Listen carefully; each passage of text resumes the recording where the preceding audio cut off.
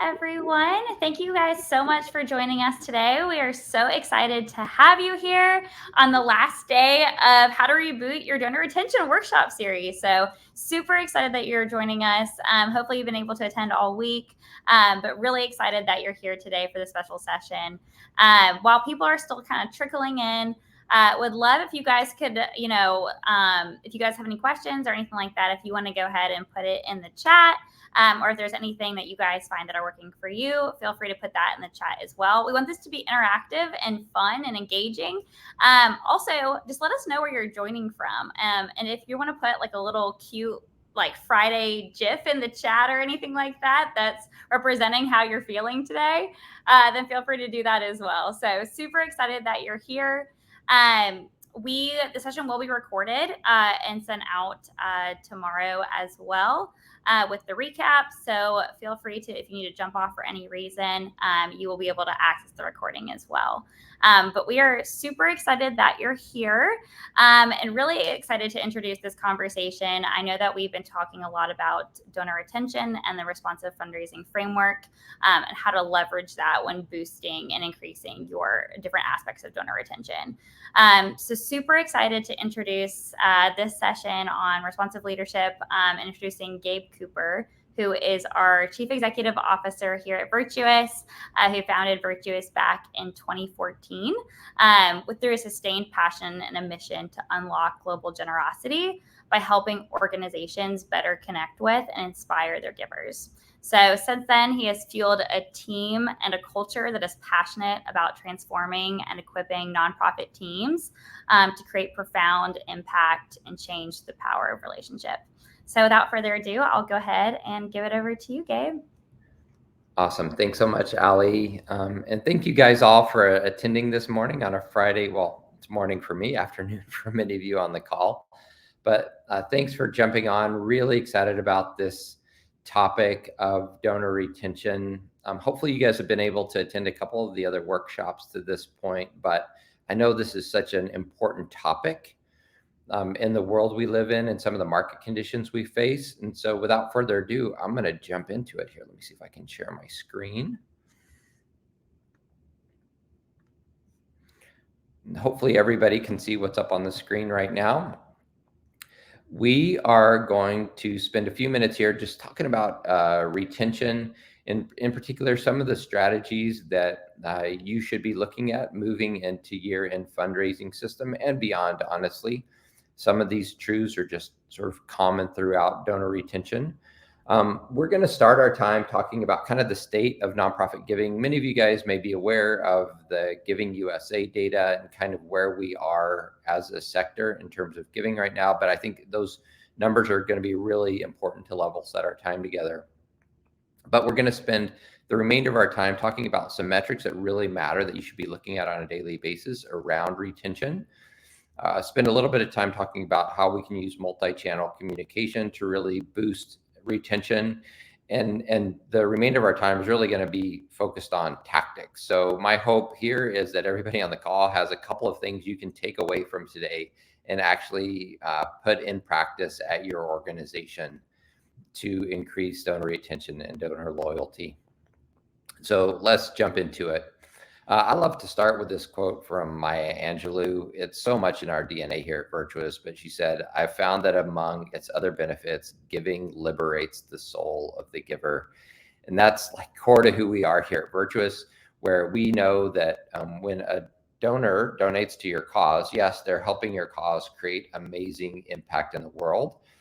But as an organization, you're also participating in liberating the souls of your givers. In a sense, you're freeing them from being focused on themselves and their own deal and being focused on their neighbor. And so everybody on this call who's in fundraising should take a lot of pride in the fact that you're not doing just the dirty work of fundraising for the real work on the program team, but instead you're participating in sort of liberating the souls of your givers and creating real meaningful transformation in the world. So I love that idea, and hopefully it's an encouragement to everybody on the call as a fundraiser. So let's jump into the state of nonprofit giving, kind of where we are today. And we're going to take a look at some of the Giving USA data. I know many of you have seen this, so we're not going to spend a lot of time here. But in 2022, last year, we saw giving sit just below $500 billion, with the bulk of that giving coming from individuals, 64% coming from individuals. If you were to slice and dice this a little bit more, you actually find that a good chunk of this foundation giving is actually directed by individuals, and obviously like wills and bequests are largely from individuals. And so it's still true that in the USA today, most giving just comes from everyday people. The big changes in giving we're seeing is that in 2022, giving declined. At the individual level, it declined by 6.4%. Adjusted for inflation, it declined by 13.4%. I had heard, and this stat gets thrown around. I think it's true, is that giving has declined as sort of a hard number, the way it declined last year, only 4 times in the last 40 years. So if you're feeling headwinds at your organization, there really are headwinds in giving right now. It's been tough out there. And what we're seeing in 2023 so far with many of the organizations we work with, that at best it's kind of another flat year, but we really haven't seen giving uptick this year like we would expect. Our expectation is, because public markets are back up again, that we should see a small uptick in major gifts going into year-end giving season, that those major donors that had been feeling a pinch in their stock portfolios should be more capable of giving larger gifts coming into November, December. So hopefully we see that bear out in the market. Total giving declined by 58, almost $60 billion between 21 and 22. Again, we're not seeing a big uptick this year either. And we're seeing that giving decrease across almost all sectors, with the biggest decrease in giving in individual giving. So what? So many of you guys know these numbers already, but what are the big takeaways? Well, the largest downturn was in individual and foundation giving. What we're seeing across the board is 2 things: both the decreased gift size, particularly in those major donor segments where maybe last year somebody could write a $30,000 check, maybe now it's a $10,000 check. But we're also seeing people opting out of giving altogether, and so it's kind of lower in a bullet point here, but kind of the generosity crisis that's been referenced pretty broadly across our industry continues to happen, where more and more Americans are just choosing not to give, especially for those everyday donors, kind of that $100 giving level, which is concerning. One of the big things we've seen across the industry, I'm sure you guys have too, is a lot of organizations forecasted COVID giving levels, right? They may have seen giving increase 15% a year over the years during COVID, and they assumed that those tailwinds were going to continue to carry them forward. And so as a result, when giving shrunk in 2022, a lot of organizations were seeing budget shortfalls, which creates a lot of staff and financial stress. So I'm sure a few of you on this call are very much aware of this, where you thought giving was going to increase 15%, it went down by 5 or 10%. And now it's hard to make those key hires or make those key investments that you wanted. And it's created sort of an underlying stress across the industry. And I know that's been hard for many of you on that call. Which brings me to my last point, that really keeping and upgrading existing donors is the thing that creates resilience in hard times. We've seen that the organizations that have higher than average donor retention are the ones that have been much more resilient through hard times, that those loyal givers, the ones that give year after year, are really the ones that create sort of sustainability when market conditions are rough. So knowing all that, where do we go from here? Let's talk a little bit about donor retention and resilience moving forward. And I want to start with why this is so important. Most of you know this already, but man, I think it's so important to reemphasize, is that the reason we want to retain donors year over year, number one, it's cheaper to retain a donor than to acquire a new one. The numbers on this can get a little bit fuzzy, but most folks you talk to in the industry will say it's 5 times cheaper to retain someone than it is to acquire someone, right? Where you might spend $10 to $20 to retain someone over the course of the year. You're going to spend $100 to acquire that person as a new donor. And so when your budget's strapped, leaning into retention over acquisition can be just incredibly important and powerful. The second thing here is retained donors represent predictable recurring revenue. We talked about this before, that the most resilient organizations are the ones that have the highest retention rates. And some of you are a part of an organization or have been a part of an organization that's really dependent on new donor acquisition. So retention rates are really low. What happens is it just creates a sort of perpetual stress in the organization where you don't actually know what giving next quarter is going to look like, right? You're kind of crossing your fingers and praying that those new givers come through, because you don't have a predictable model and loyal donors to be able to know exactly how your revenue is going to drive forward over the coming quarter or year. So we believe that the approach to this is responsive fundraising. Many of you on the call have probably heard me talk about this in the past, but I think it's really important to just review this model quickly, especially when we're talking about donor loyalty. And so if we have kind of a responsive view of donor loyalty, really what that means is we're listening really well to our existing givers. If somebody's given a gift to us before, we should know everything about them, why they gave, what motivated them, what channel they gave on, how much they gave, and we should be able to connect with them in a really personal way. And so not just sort of generically sending them our monthly newsletter, but really leaning in and creating personal touches to drive them to that second, third, fourth gift.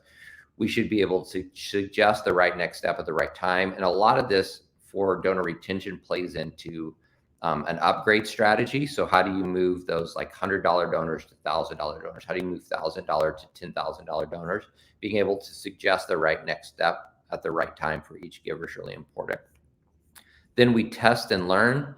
We look at metrics carefully, and we repeat this to get better every day. So I think that creates a really good framework for how we're going to spend our time kind of diving into tactics here. So where do we start? Well, you can't manage what you can't measure. I think that was Peter Drucker that said that. And if you don't know the metrics behind donor retention, you don't know if you're getting better. And it's surprising to me, even with the larger organizations that I've worked with, how little they understand about the metrics of their retention dynamics within their organization. And if you don't know those numbers, you don't actually know if what you're doing is improving things. And so this quote from W. Edwards Deming, I love, in God we trust, all others bring data. I think this should be the mantra of every nonprofit right now, that we make decisions based on data, that we look at data carefully, and it's driving everything we do as an organization. So with that in mind, I think there's probably 6 KPIs that should be core to everything you're doing as an organization around retention. I'll kind of run through these one by one. Many of you guys are measuring these already, but I think these 6 are at the core. We'll review a couple of what we'll call 201 level retention metrics in just a minute, but these metrics help establish a really good baseline. So the 6 retention KPIs that everyone on your team should know. So not just your major gifts people, not just your CDO, but everyone in the org should understand these and understand how they impact these numbers. So the first one is giving revenue by tier.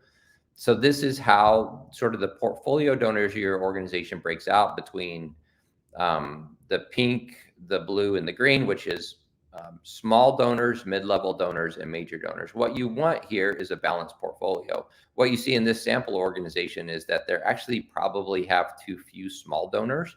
You actually want this blue area to be probably 60, 70%.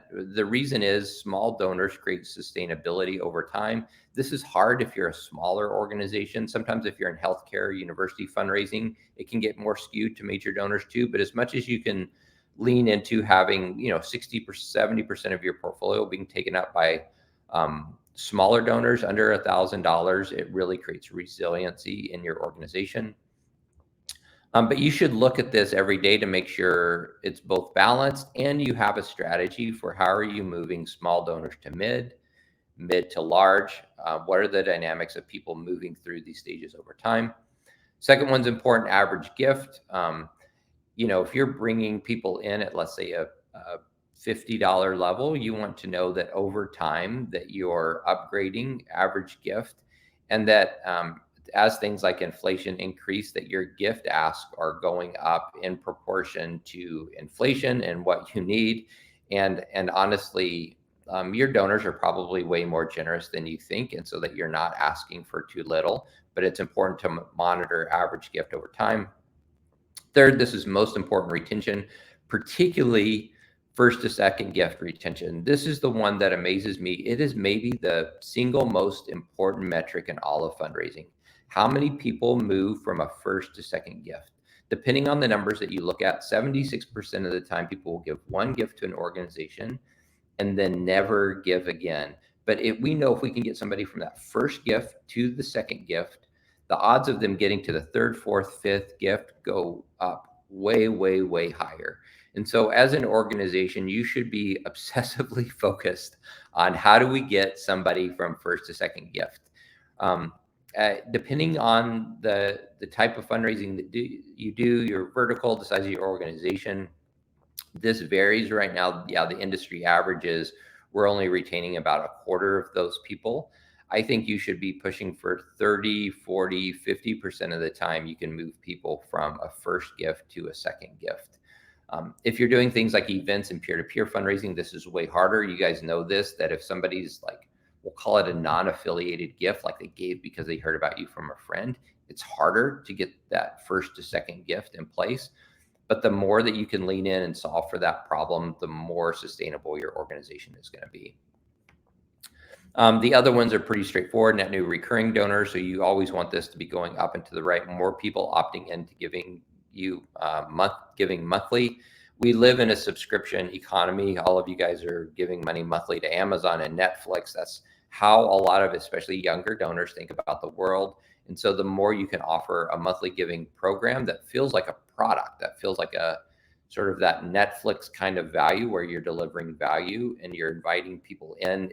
If you guys are unfamiliar with the Spring that Charity Water created, I think that's a great monthly giving program to look at. But this metric simply says, hey, we want to be moving more and more people to be recurring givers. And the other ones are just flat retention metrics, right? The organizations that I work with on a board, I make us as an organization look at these metrics every month, which is how many new donors versus lapsed donors were there this month. We want to see more blue than green, meaning we are acquiring more than we are lapsing. The easiest way to make this number great is to not lapse donors. If this green line is super small, then you don't have to acquire very many. And you end up with this, which is a net active donor. So this is how many active donors I have in my database today. And so if you kind of have your eye on all 6 of these, you're looking at them on a monthly basis, making sure you're doing the right things to move them up and to the right, you're going to have a healthy program. So what do kind of those more sophisticated second level metrics look like? Well, I think there's a couple that you should really be looking at. One is first to second gift optimization. We talked about this already, but it's really getting super focused on the time between the first and second gift. So if it's a small gift, within that first 30 to 40 days, can I convert somebody from their first to second gift? What can I do in that short period of time? And how can I decrease that time to move from a first to second gift? Your strategy is going to vary here between your major donors and small donors. Obviously, if somebody's like, they're an annual giver, they're given 20 grand a year at the end of the year because there's some tax reason, your strategy is going to look different and that time frame should look different. But you're always trying to optimize the time between the first and second gift. And you're trying to optimize the time between, if they're a small donor, that first gift and moving them to recurring gift. How quickly can we move somebody from a $50 gift to a $30 a month gift, right? And so being hyper focused on the dynamics between those two gifts is really important. The second one is unrealized capacity. We'll talk about this, but you have folks in your database right now that are giving you $100, but they could be giving you $10,000. And there's several reasons, and we'll talk about these in a minute, why they haven't graduated to that level. But it's important to know how much, we'll call it donor upgrade white space, exists in your database. How much unrealized capacity is there within your database today? So let's take a look at what this looks like. On this graph here, you can see the green area is what my donors probably could have given, and the blue is what they actually gave. And so what we want to do, and when thinking about retention, is seeing how much of this green zone we can soak up by asking people for the right amount of money and drawing them into our cause in the right way. Many of the organizations that I work with personally have a massive amount of unrealized capacity just because they haven't pulled the hearts and minds of their donor into the cause close enough, or they're not asking appropriately. So how we get to this number, a really good calculation to use would be using wealth data plus gift history to determine giving potential. So many of you guys may use like a wealth engine, donor search, windfall, a wealth data tool, and those tools are going to give you like their giving capacity, right?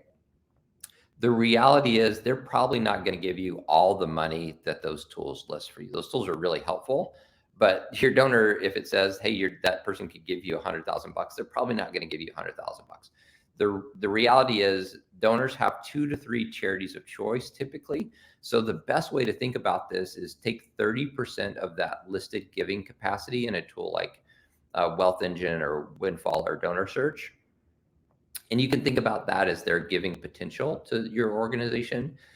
Then if you spread out that number for all of your donors across a 12-month span, you can kind of get to, and divide that number by 12, you can kind of get to the projected capacity. And then you can look at what actually came in from those donors to figure out what they actually gave. It takes a little bit of work to get to this number. There's some easy ways to do it. I won't get into everything here, but the closer you can get to understanding the delta between capacity and actual, the better you're going to be able to target folks with the right ask. And then second, it's important to realize, I kind of mentioned this before, but why that green space exists. And so it's usually one of 2 reasons. Number one, that donor isn't yet, you're not that donor's charity of choice quite yet, meaning they're tipping to you. If they could be giving 20 grand, they're giving $100. Then they probably have other charities that are one of their favorite charities, their charities of choice. And you're not quite at that stage yet. So it's important to realize that and see how you can better align with the needs and desires of that particular donor to be able to graduate to their charity of choice. Or in many cases, you're just not asking appropriately. You keep asking them for $100, so they keep giving you $100, right? And so part of it is just making sure that you're casting a big enough vision with a big enough ask for those donors with unrealized capacity. I know many of you guys are doing this already, but hopefully that's a helpful reminder. So unrealized capacity. Then the third one is lapse and pre-lapse indicators. Most great organizations understand when people lapse, why they lapse, and even look at indicators that say when somebody might lapse. So if you want high donor retention, you have to understand the dynamics of when people are lapsing, why people are lapsing, how to both prevent that, and then how to reacquire them after they've lapsed. Couple quick notes on this. It's really important to realize that donors often don't know they are lapsed. I do this. I had somebody on my street the other day say, oh yeah, I love this cause. And I'm like, oh yeah, I'm a donor to that cause. And they go, that's great. And then I went home and I thought, I'm like, I haven't given to that cause in 3 years. But in my mind, like they're still one of my favorite charities. And so I'm still a donor. When you talk to donors, they don't know they've lapsed. But the important thing is you can know that they've lapsed. And so unfortunately, in our space for years, we've used things like LiveBunt and SciBunt. Most of you are probably familiar with that, but it's like, hey, they gave us to us last year, but unfortunately, they haven't given yet this year. It's a good tool, but it's a little bit rudimentary. It's kind of like just the big sledgehammer of thinking about when people are lapsed. In the world we live in, where people give monthly, if somebody stops giving monthly and you wait a year before you follow up with that person has lapsed, it's way too long.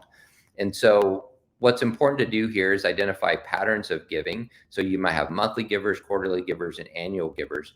Your criteria for lapsed around each of those buckets is going to be very different. So if you have a monthly giver who hasn't given in 45 days, they are lapsed, right? Now, your annual givers wouldn't be lapsed after 45 days, but that monthly person is, and you better be following up with them as if they're a lapsed donor. Hey, what happened? Like, we'd love, we're so grateful for you. We'd love to have you back in the fold. And so understanding the patterns around lapse and being able to mark lapse appropriately based on patterns is incredibly important in not losing people and waiting too long.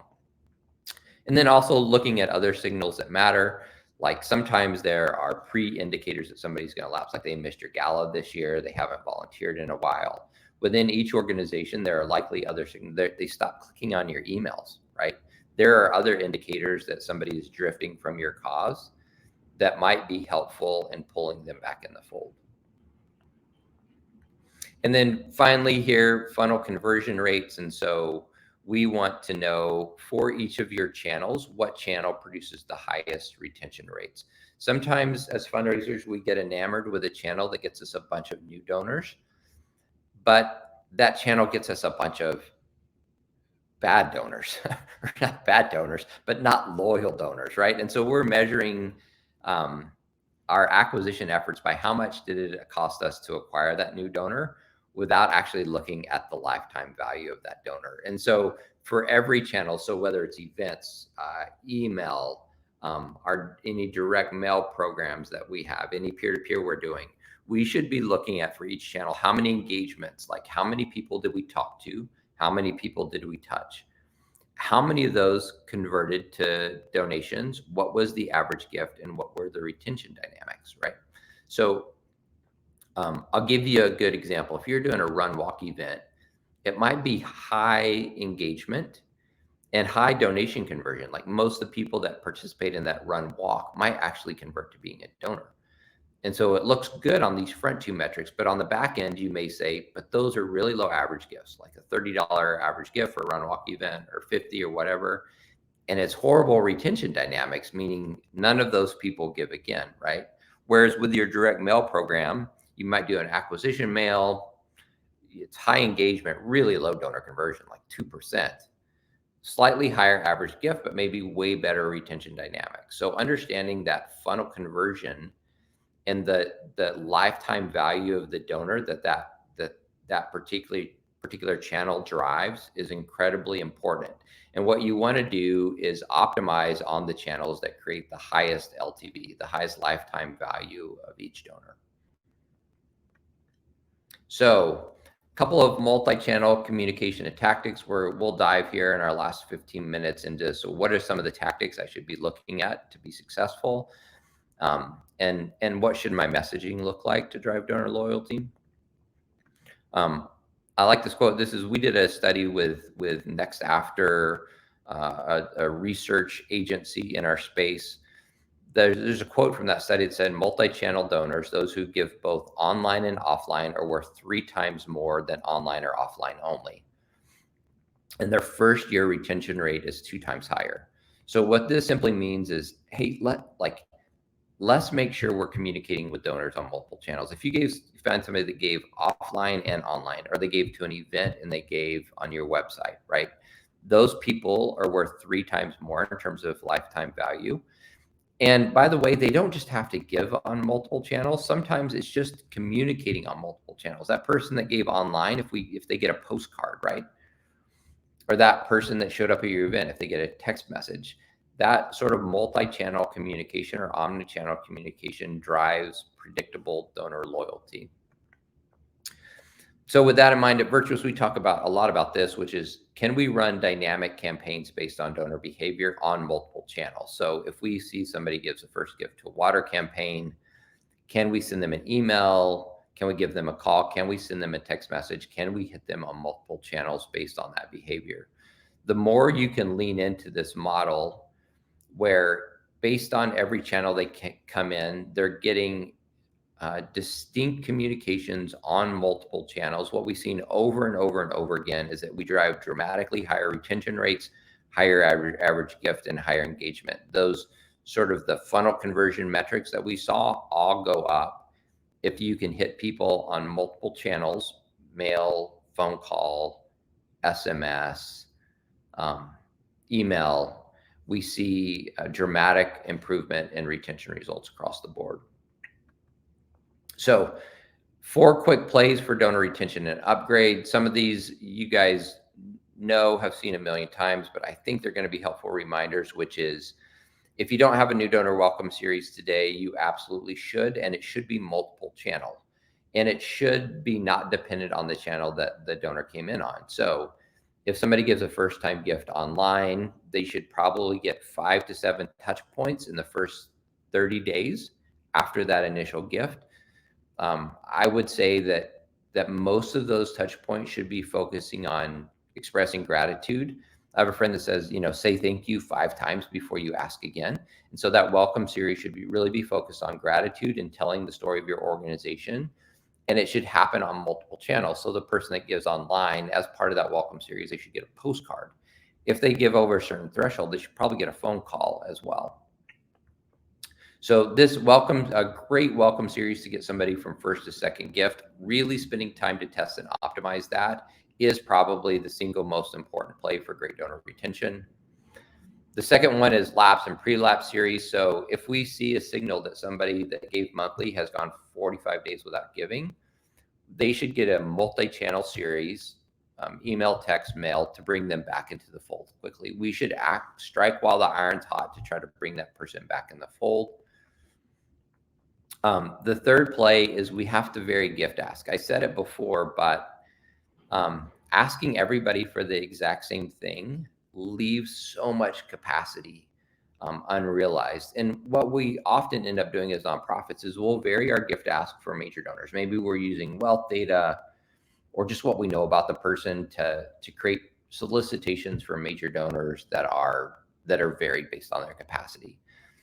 But if you're not in somebody's major gift portfolio or you're not on somebody's radar, what you're probably getting is the same gift ask as everybody else in the entire database. And that, for your small and mid-level donors, that leaves a lot of capacity unrealized.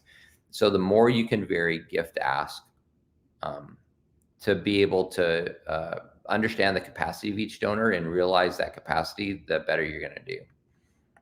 So just a couple of notes on that real fast. I think for your direct mail and email, you should vary gift arrays. Like every donor should get a different gift array based on what they've given in the past and what they're most likely to give in the future. If you think you have a small dollar giver who could be giving a lot, sometimes it's helpful not even to give them a gift array. Just give them an empty box to fill in, but tell them a big story about your organization. Just as a side note, we've seen organizations that vary their gift array online or vary their gift array in direct mail for everyday donors. We've seen a 50 to 100% increase in average gift just by having those personalized asks, just by asking people based on their giving history or what they're capable of. It can be a huge boon for generosity if you're able to do this well. The second thing is, wherever possible, tie gift levels to specific impact. A lot of you guys do this well already. I just went to a gala this week for an organization called Child Crisis Arizona. They did a brilliant job of this in helping donors understand where their giving levels were going to create impact. And it's even better if you can then close the loop with donors after the fact and tell them how their money actually impacted the world. I know I'm just blowing through these, but hopefully some of this is helpful. The fourth here is recurring upgrades. So if we really want to maximize donor lifetime value and create that resilience that we're looking for, a constant focus is how do we move those one-time donors, the people that tip or give every once in a while, to recurring donations. And so I think a lot of our communication, especially to those smaller dollar donors, should be about inviting them to participate in, an exclusive club or program where they really feel like they're part of a tribe and a community that's committed to the long-term success of the cause, right? And so, and that should be part of all of your communications, always inviting people to be a part of that sort of membership program, or however you're framing your monthly giving product. The more you can do that, the more you're going to create predictable revenue. I would say it's important to realize if somebody's given $50 in the past, if you can convert them to a $25 monthly gift, like that's a win, right? Because after 3 months, they've already given $75, and they're probably going to give for the next 5 years on that recurring program. And so it's okay if that recurring gift ask is slightly lower than the average they've been given to date, if you think it's helpful in converting them to being a recurring giver. I just included a couple of sample sequences here for how to, this is a sequence to reacquire an annual donor who's lapsed, where you send them an email, you assign a thank you call to your team, another email, and then a letter in the mail. That's kind of a lapsed donor sequence. I'm not going to go through all this content in detail. I have the same thing for a first to second gift donor conversion sequence, which is email, SMS, postcard, email. The reason I'm not going to go through that is because all of this is available online. Like if you want to know more of those sequences that you can run, specifically the kind of content that you should have to really drive the highest value, there's a great downloadable asset, our responsive fundraising playbook. If you go to virtuous.org/resources, you can download this. It has the 2 plays that I just covered with 26 additional plays for sequences that you can run to, and in many cases, drive increased retention. So I encourage you to go download that to get more sort of detailed info on what those sequences can look like. So a couple of additional tactics here. One is that like for your major gift team, and I know there's some CDOs and major gift officers that think I'm crazy for saying this, but I love doing weekly pipeline reviews with anybody on your team who's responsible for major gifts. And what I mean by pipeline reviews is like going through person by person, people in the portfolio that they think are likely to give, and having a conversation about, why do you think they're going to give? Like, what are your next steps with that person? Like high accountability, really close feedback loops on everybody in that major gift pipeline. I know it can feel a little bit micromanagey, but I found that teams that do this well, they create a lot of energy and excitement and dramatically improved execution when there's at least weekly reviews, not just generally how much do you think you're going to raise, but let's go through person by person and chat about where they're at.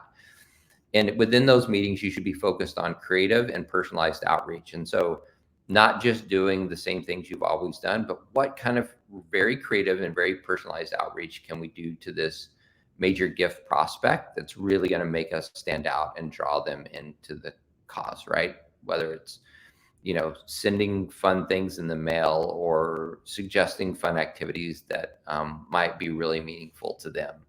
So get really creative and really focused on your outreach with those major gift prospects. The second one is use more touch points, but on multiple channels. So I get questions all the time, like how many emails is too many emails? And generally I say, look, if you're providing high value in your emails, like if you're really delivering email value to the donors, you could send something every day. But the reality is there is a danger in saturating a single channel, but it's hard to saturate on multiple channels. And so I find this all the time. There's a couple of organizations that I give to that'll send me an email one day, and then I'll get a postcard a week later. And I don't feel like they're crushing my inbox because I got that communication on another channel, postcard or even text message. It feels less alienating than them just filling up my Gmail inbox with emails, right? So you actually have permission to communicate more often, and the communications can be more powerful when you're communicating more often, but on multiple channels.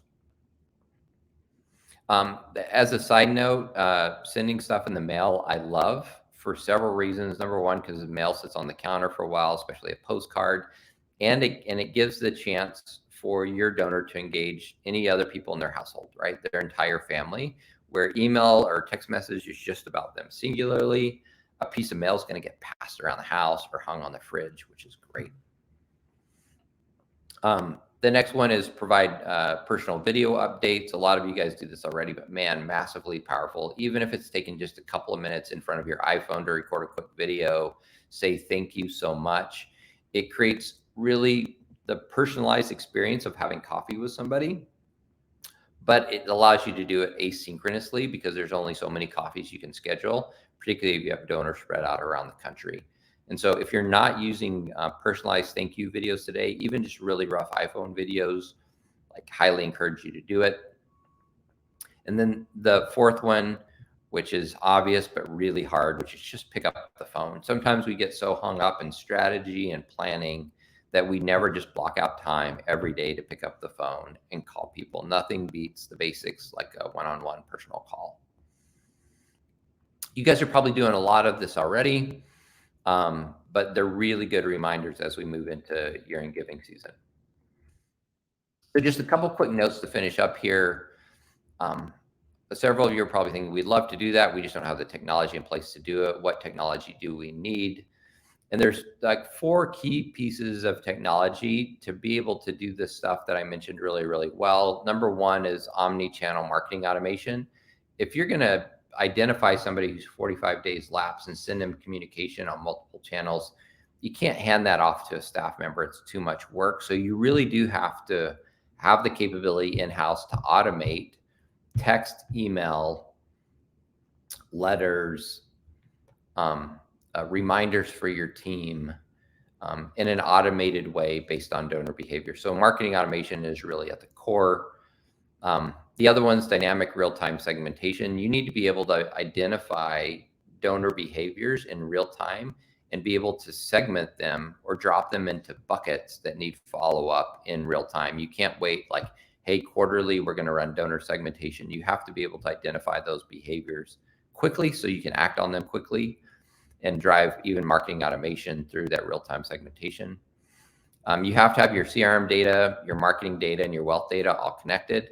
I think this goes without saying, but in your CRM, you should be able to see what web pages somebody opened or what emails they clicked on. You should have wealth data directly attached to your donor data and their giving history in your CRM. Unless you have that data all connected, it's going to be hard to execute on those strategies. And then finally, we talked about this before, we want our reporting and metrics visible to the entire team. At a lot of the organizations that I've worked with, what I find is there's 1 or 2 people on the team that might know these numbers, but the rest of the team doesn't. And it becomes really hard when you're asking somebody to drive forward toward a result or toward a KPI and they can't see it. They don't know if the things they're doing are actually impacting that number. So the more you can make that, especially key retention reporting, visible to your entire team, the better. I'm going to finish with this. I'm going to leave a few minutes here at the end for Q&A. But the one last thing here is, how should we think about messaging? So we know the metrics we should be looking at. We understand some of the plays that we should be running to increase retention. That's great. But how should my messaging look within those communications to have the biggest impact? And there's just a couple of quick reminders here, and just to level set, again, things you may have heard before, but gosh, I see so many of the things even that I get personally, I see this stuff done poorly. And it's just so critical to increasing retention and response rate. So the first note on messaging here is, anytime you're going to send an email or a piece of direct mail, I would literally go through and count the times you see the word "you" versus the time you see the name of your organization or "us." So much communication that I see, like in appeals or newsletters, the entire email isn't even, it's not about the donor or it's not about the cause. It's all about the organization. Like, as an organization, in a very real sense, you're just a proxy. You're a way for that donor to create the impact they want in the world around your cause. and then you don't talk about the donor, their impact, and you don't talk very much about your cause. You're just talking about your organization. I would encourage you, as much as possible, get your organization out of the way in those communications and focus on the donor, their impact. You, donor, are creating an amazing impact in the world. You, donor, have the ability to leave this amazing legacy, right? And hear stories of the impact that you're creating in the world, and it's so important. And yes, us as an organization, we're helping facilitate that, but just counting those words can be so valuable. The second one, it's really important, especially in hard times like we're in right now. It gets really tempting to send out the appeal that's like, hey, we've seen a massive budget shortfall. We need your gift to keep the lights on.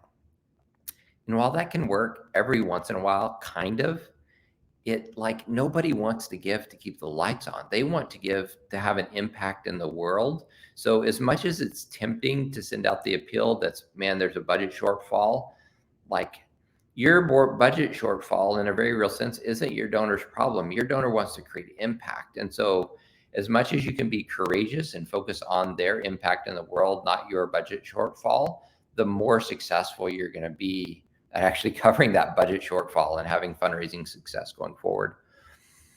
Third one is personalized based on where they've given. If they give to a specific project, like if you have a project around clean water and around education, they give to your clean water project, make sure that you're personalizing their communication based on what they've given to, that you're stoking their passion around what they're already passionate about.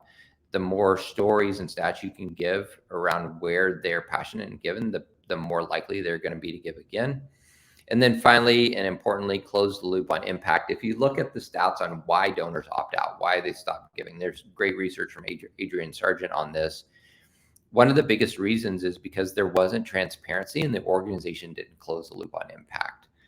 Meaning somebody gave a gift to accomplish some great thing in the world, and the organization never actually followed up and told the donor what they accomplished. And it's a wet blanket on generosity. So the better the organizations with the highest retention are often the ones that do the best job of closing the loop on the impact that donor's having in the world. That's it. I'm going to leave the last few minutes here for a little bit of Q&A that Ali will help us facilitate. Another great resource here that I just wanted to point you to if you want to get started is the responsive maturity model.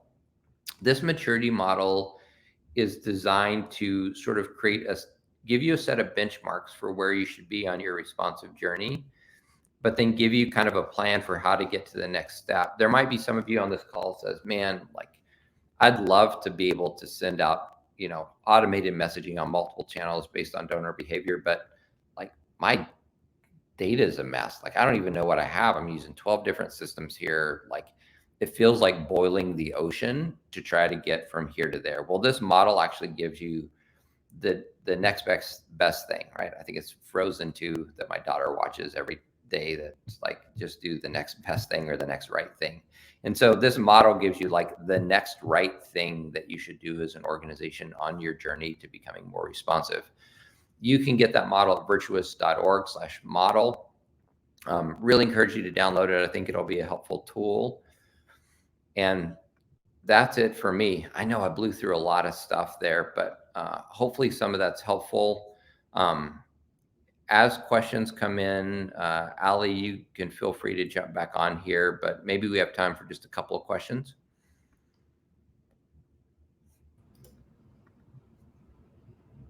Yes, Ali. Thank you. Sorry, it took me a second to get back there. Speaking of technology, but no, thank you so much for that, Gabe. And to echo what Gabe said, you're able to download the responsive maturity model if you go to virtuous.org/model. We'll also be sending it out as well after this call, so feel free to access that through that as well.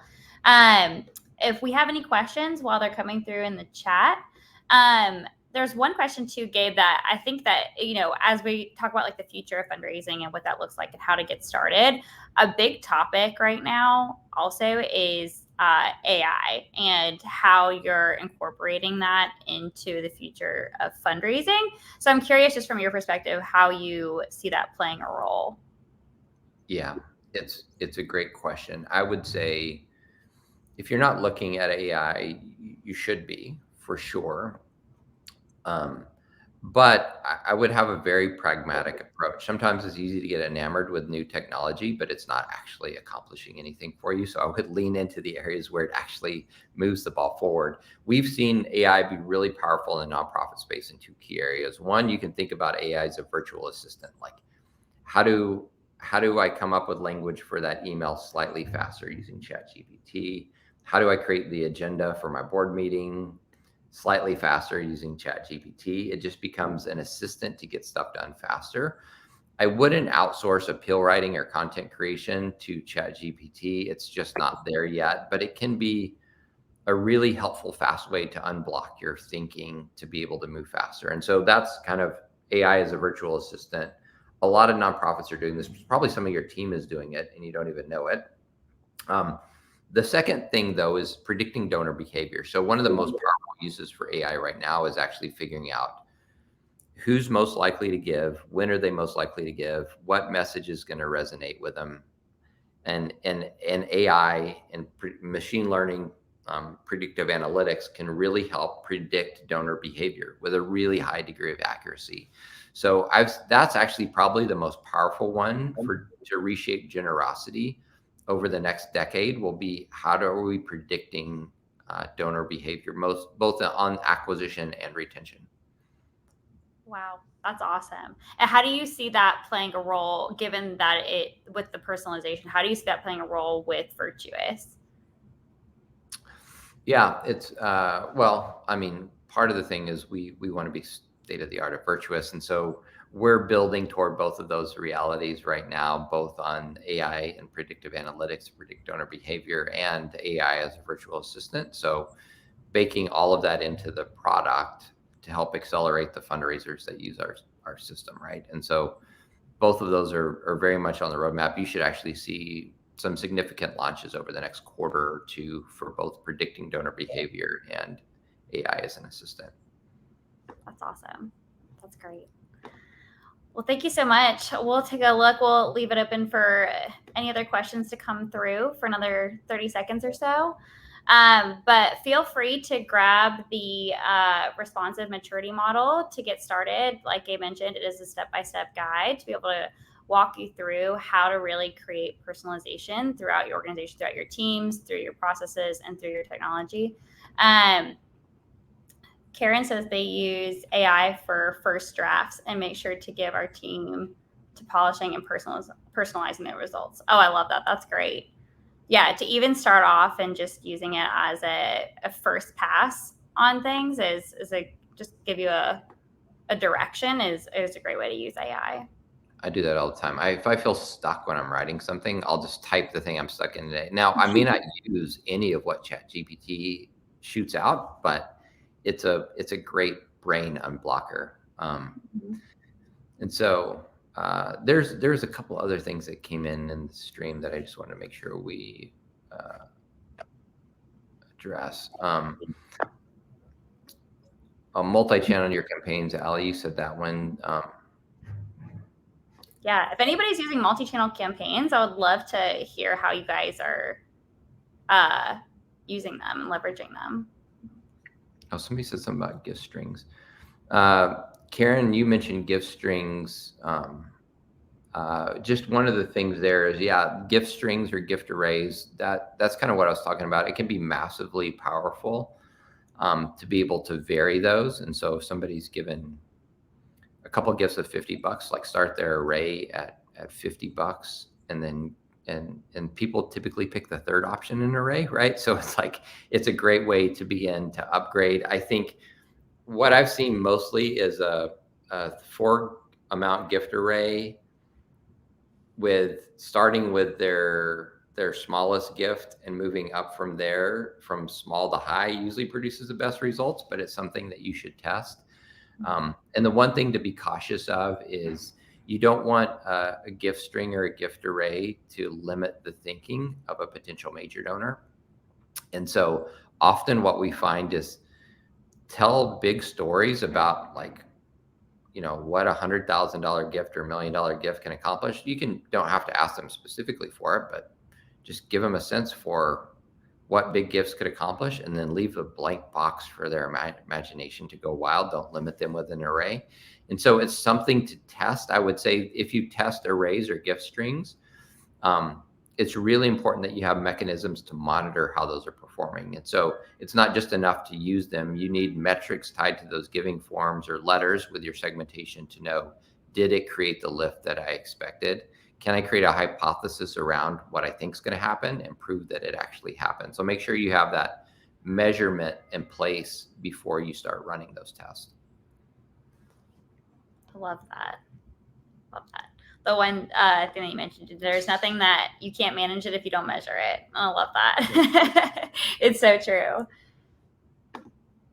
Well, if we have no other questions, then yeah, Karen said they do vary them. But that's great. Well, awesome. Well, thank y'all so much for joining us today. We'll go ahead and we will send out the recording along with the responsive maturity model, which you're able to download. So feel free to access that. But thank you guys so much for joining us and taking time out of your busy schedules to come hang out with us on Friday. And Gabe, thank you so much for taking the time out of your busy day to come and spend time and educate us as well. So thank you so much. Yeah, thank you guys. Hey, don't get discouraged out there. I know things are hard, but you guys are doing amazing work, and I think things are going to get better next year. So just do the right things and stay optimistic. Keep up the hard work. Thank you guys. Thank you all. Thank you for all the work that you do. Wishing you guys a successful year end. So thank you, everyone.